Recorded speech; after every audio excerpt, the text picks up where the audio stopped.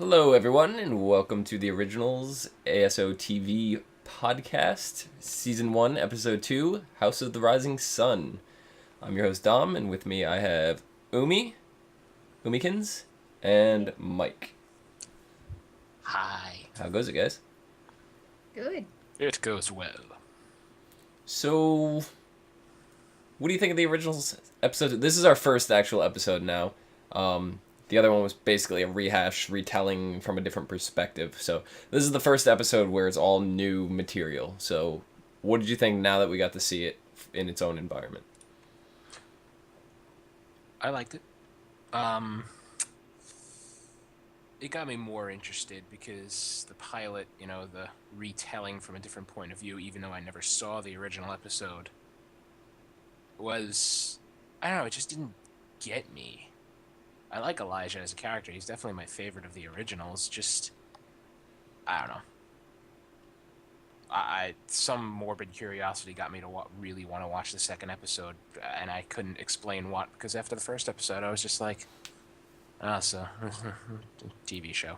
I didn't think they did a good job of telling the story the first time around not the first time around, but in the retelling of the Season 1, they left a lot of stuff out that you missed from the backdoor pilot, but I think that Episode 2 was actually covered really well. What do you think, Umi? Oh. I see. No, it was actually a lot better than the retelling. I agree with you. There was things that we missed out on, and I think that's just because of Elijah's point of view. He saw it differently. But now that it is the actual, the show's picking up, it's a real episode, there's a lot of dynamic in it. There's a lot of, there's more action, there's more conflict, there's a lot more going on. I see. So, I think Elijah is kind of a very one-dimensional character to me. You always know what his intentions are. He's never has this, secret agenda. He's very straightforward. I think he's very one-dimensional. Where Klauss, he's kind of unpredictable. You could say he's one-dimensional because by being unpredictable makes him actually predictable, because you know that he's going to do what you don't expect. But Rebecca actually stepped up to the plate, I thought, this episode, and you saw a lot from her. We'll get into that in a little bit later, but you saw a lot from her that you just didn't expect out of her, and that's typically not something you see with Rebecca. She's always kind of been this girl that's been whining and complaining and trying to find her place in the world, and she seems to be pretty grounded right now. What do you guys think about that? I totally see that. Rebecca's a little bit more aggressive, assertive, and she's not whining. I don't even think there might have been one point in episode 2 where she was kind of complaining a little bit, but most of it she was just, on Klaus's ass, and she wanted to get something done. She wanted to save her brother. So she really has stepped up from her Vampire Diaries character, where all she really did was whine and try to get her way. Yeah, for the record, Rebecca, a.k.a. Claire Holt. She's my future ex-girlfriend. But anyway, getting to the episode. So we have Hayley now, who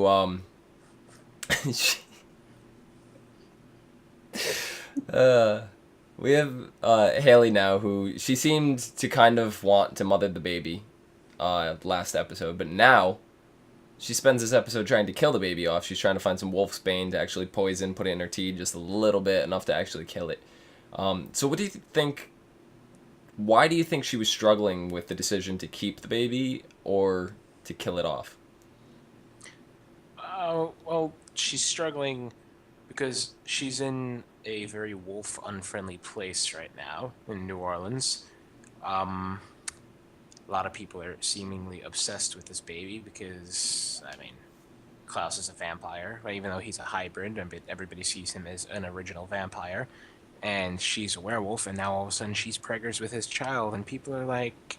Preggers? Did you really just say preggers? Yeah, I said preggers. I'm tired. Whenever I hear preggers, I think of, Prego tomato sauce. Prego. Of a can of preggers, please. I would like some spaghetti. Anyway,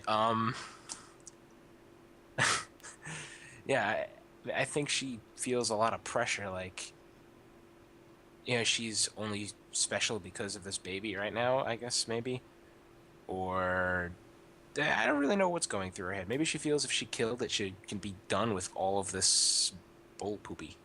So this is actually something we didn't talk about last episode, but Umi, what do you think? Do you think this baby is going to be a pure werewolf or a hybrid werewolf vampire?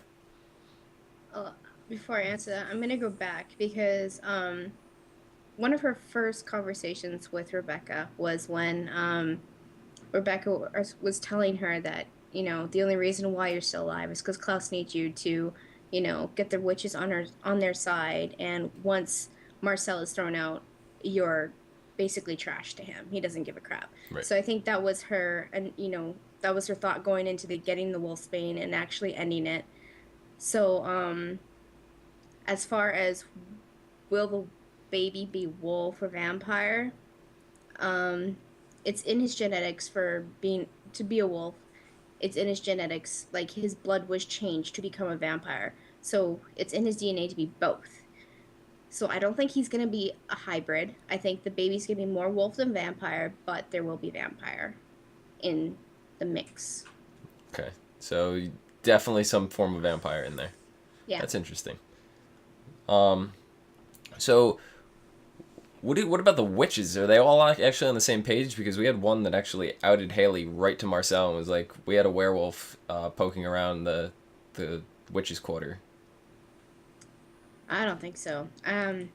Either they are and she just didn't care and she wanted to, like, I think she said points with Marcel at one point when she was on the phone telling the other person about Hayley.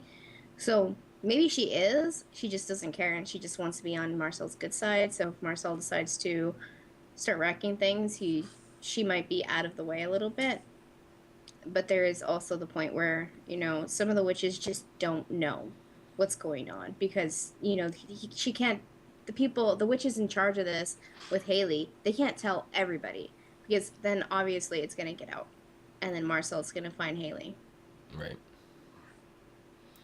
So, we had Klauss kind of reveal at the end of the episode that he had taken one of Marcel's newly turned vampires under his wing as like an apprentice. He got to him, he compelled him before he got any vervain in his system and everything, and kind of used him as his little mole into Marcel's operations to try to get more information. Do you think Marcel's going to discover him quickly, or do you think this is something we're going to drag on for a little bit? I think it's going to drag on a bit. Marcel will discover eventually, but I don't think he's going to be instantly onto it because,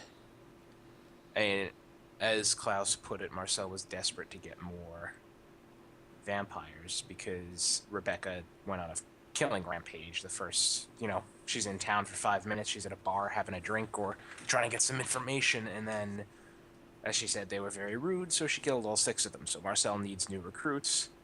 So I think he's going to overlook the fact that A, Klaus knows that they're being vervained, and B, that Klaus got to him first. See, I wonder what's going to happen now when he starts getting some vervain in his system. Is that going to wipe out all the compulsion?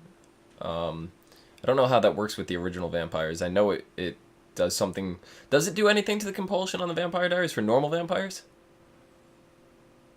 Well, I don't think so. Once they're compelled, it's kind of like set in their head already. Okay. It's kind of like erasing your memories. You never get those back unless you, I don't know, trigger something. So it could even be something that Davina can do later on, because we've already seen her. She's able to wipe original memories, so she might be able to wipe vervain or something out of their system as well. We don't know. We don't know for sure. No, we might be able to extract the compulsion. So, Mm-hmm. But Umi, we saw Rebecca actually use Cami as a leveraging tool. She found out Cami's Marcel's weakness in this episode. Do you think Klauss is going to exploit that and use that against Marcel? Of course. If it gives Klaus a little bit of an easier time getting what he wants done, then he's going to use it. So if Cami's the weak link, he's going to do something that's going to hurt Marcel or, backdoor him. Even if it's not killing Cami, he's going to get Cami over onto his side somehow. Yeah. So do you think Cami's actually involved in any of this on another level that we don't know of yet? Do you think she might be a witch or something, or have the gene in her? Mm, I don't know whether she's a witch or not. That's unknown. I think she's been in New Orleans for a while. That's a tough one to call. She kind of has this attitude like I'm better than everybody else, that. subtly. So Yeah. like she's quick to brush people off. Like she understands Marcel's cocky and arrogant and all that, and but Klaus does compel her, so she's not taking Vervain. We know that, and I think if she was a witch, she probably would be taking Vervain. Right, and also didn't she mention, I think in the first episode, that she's studying abnormal psychology? Yeah. Yeah. So it's possible she knows that there are witches and vampires, and that would be the perfect topic to study for abnormal psychology. No. She's just how I had it in my head, and the wine is telling me it's something else. I blame the wine right now. I'll drink to that. No, yeah, she is a psychology. She's taking psychology. She's probably in that situation where she feels like she's educated and everybody is not. Everybody else is not. She's just there at a tourist attraction, and she is a bartender. She can read people, so it's easy for her to tell that Klaus and Marcel are a little bit ego-headed. Yeah. Uh-huh. So all through this episode, I don't really remember seeing much of it in the first episode, but we saw the M emblem. They get the hand stamps. Everybody gets an M stamped on their wrist, on the back of their hand rather. You see the logo, the emblem on the walls and stuff in the club that they hang out with, and it's kind of implied that the M stands for Marcel, but is later revealed that it was for Mikealson, which is Klaus, Rebecca, and Elijah, their last name. So when they actually left 100 years ago, that was their emblem everywhere, and Marcel just kind of took over and just told everybody the M stands for Marcel. So I kind of actually picked up on this before the reveal. Was this much of a surprise to you guys? Not really.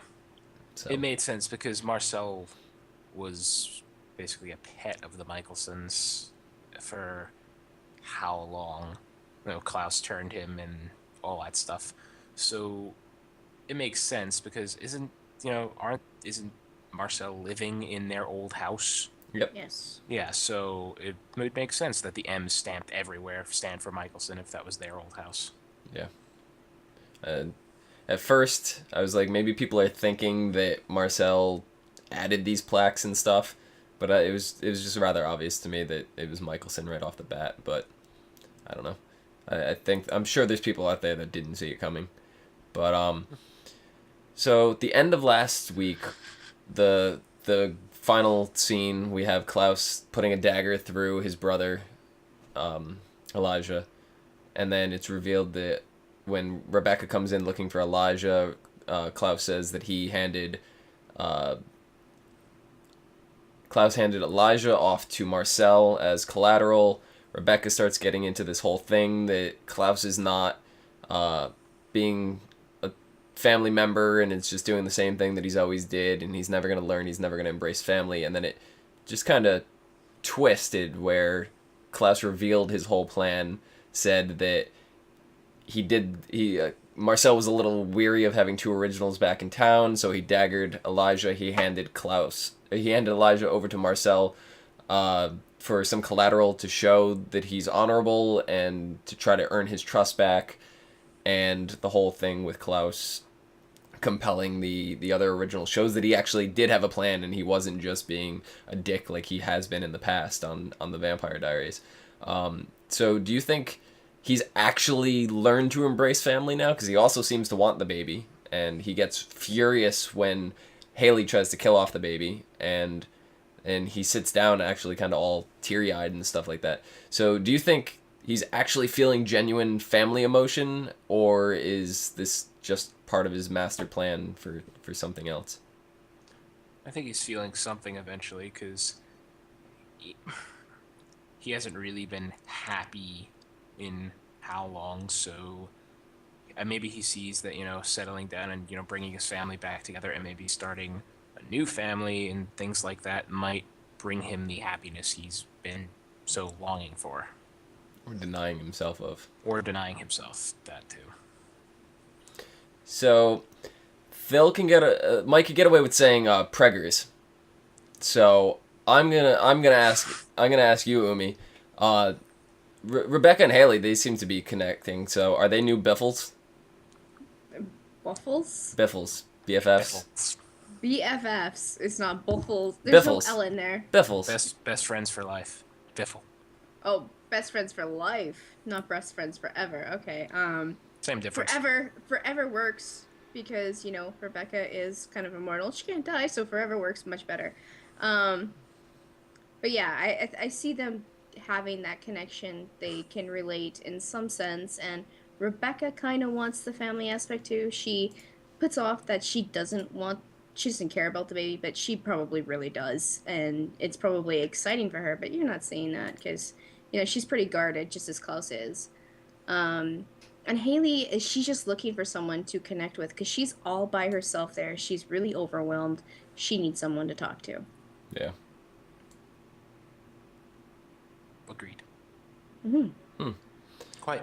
So, do you think Rebecca still has a thing for Marcel? It kind of was revealed in previous things that they did have something going on in the past, and Klaus forbid it, and Marcel ended up turning on Rebecca in the flashbacks. But do you think there's still this little underlying set of emotions? There might be a little bit still left there, but I think after so many years that she probably doesn't love him anymore. But there may just be some residual feelings that might make her hesitate if she was given the opportunity or the need arose to kill Marcel. Yeah. She's still stuck on Matt, so Marcel's in the back of her head. She still has those feelings from way back when, but it's been like 200 years, so she knows. Mm-hmm. So do you think we're ever going to see Matt cross over to the originals? It's kind of hard for her to be stuck on Matt when Matt's on a completely other show. So either Rebecca's going to have to cross over or Matt's going to have to cross over at some point if they're going to try to keep that relationship going. Or both. Or both. Rebecca makes a 5-minute cameo in a Vampire Diaries episode. Matt makes a 5-minute cameo in an Originals episode, and not even I don't know. 30-second on a phone call. Yeah. I really don't know.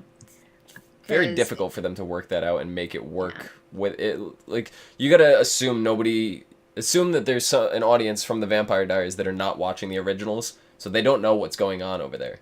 So they have to work it in a way where it would still make sense without all the knowledge over there, and vice versa. There's people watching the originals that never watched an episode of the Vampire Diaries.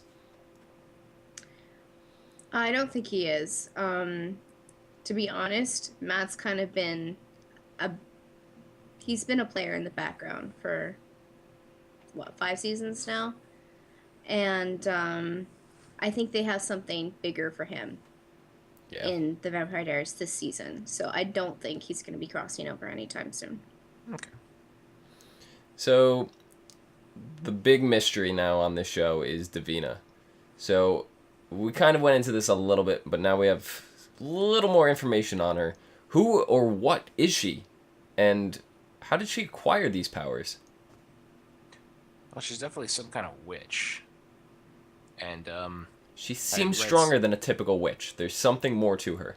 I read it was something on a wiki that stated that she was a witch. But what kind of witch, what kind of magic does she practice? Where did she get all that insane amount of power for a 16-year-old? Questions that need answering. Now, please. Mm-hmm. So we kind of speculated a little bit. It might have something to do with some voodoo magic. It might be some kind of blood magic, different things like that.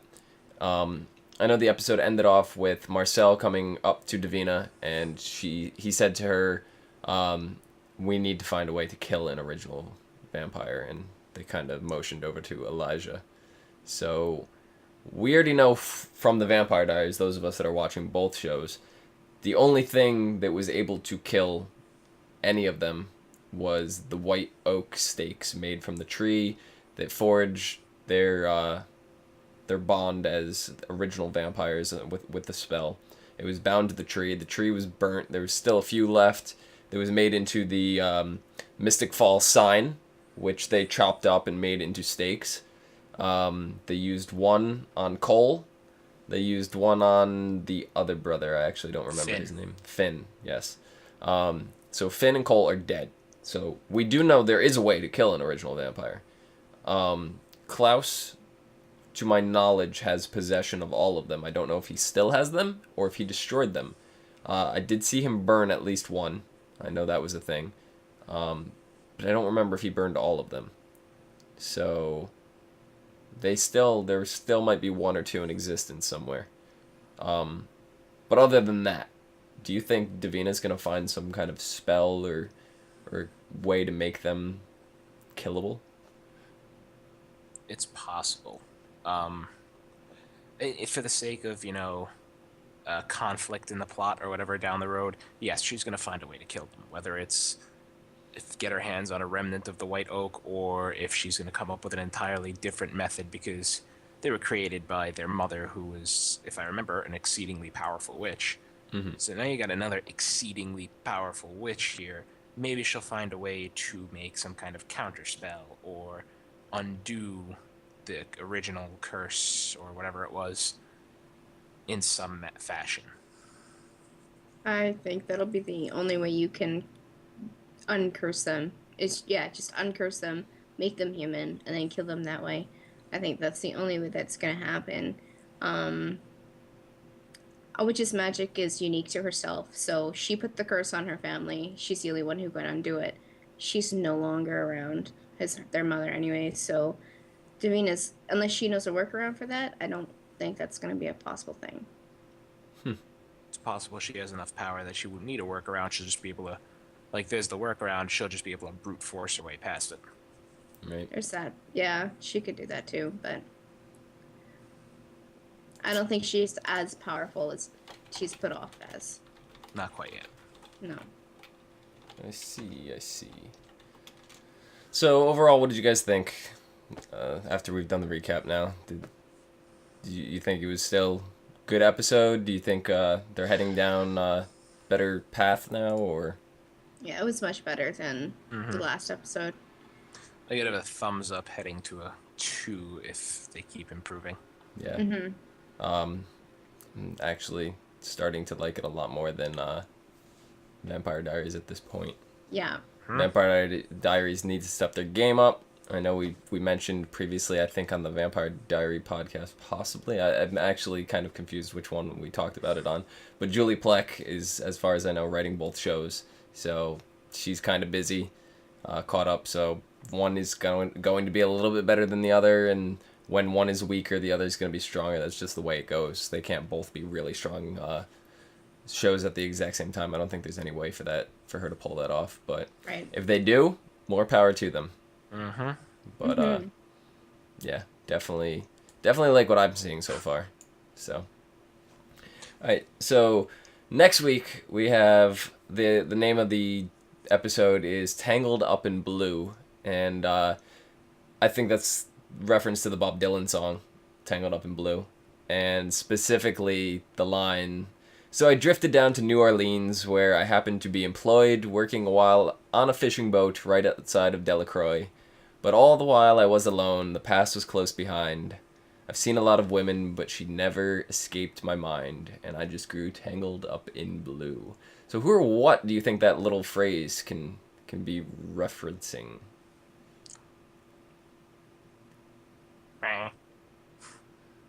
I think maybe it might have a little to do with Marcel and Cami.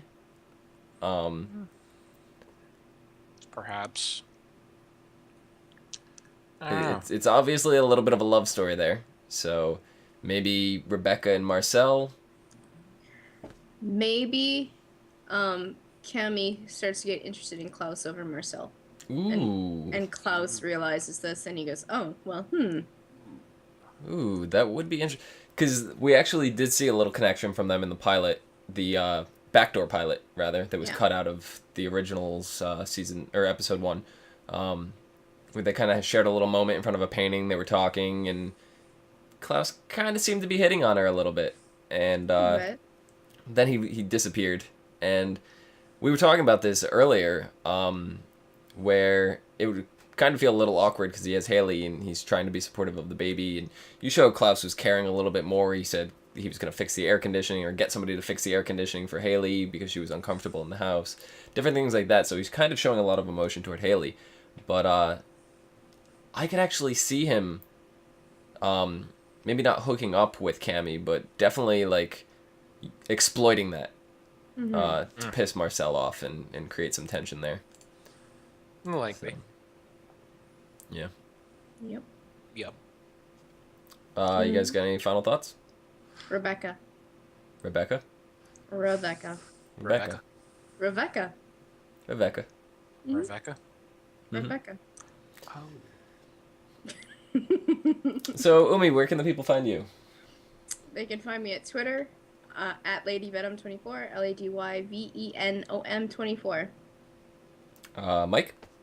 They could find me at Twitter at Thilladren, Thilladren, and they can also find Omi 10 feet behind me. I could hit her with something if I wanted to. Oh. What was that? What the hell did she throw at me?